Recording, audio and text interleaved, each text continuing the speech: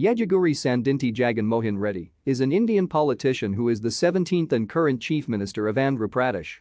He is the leader of YSR Congress Party and was leader of opposition in the Andhra Pradesh Legislative Assembly from 16 May 2014 until 29 May 2019. He is the son of the former Chief Minister of Andhra Pradesh, YS Rajasekhara Reddy.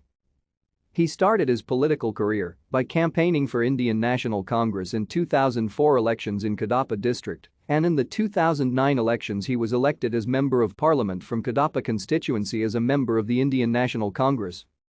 Reddy was born on 21 December 1972 in Jamalamadugu village of Kadapa district of Andhra Pradesh to YS Rajasekhara Reddy and YS Vijayamma. He graduated with a Bachelor of Commerce degree. He married Bharathi Reddy on 28 August 1996, with whom he has 2 daughters. Reddy is an adherent of Christianity much like his father and his grandfather, and is a communicant member of the Church of South India and attends the CSI Town Church, Pulavengula. Thank you for watching. Like and subscribe if you would like to view more of our videos. Have a nice day.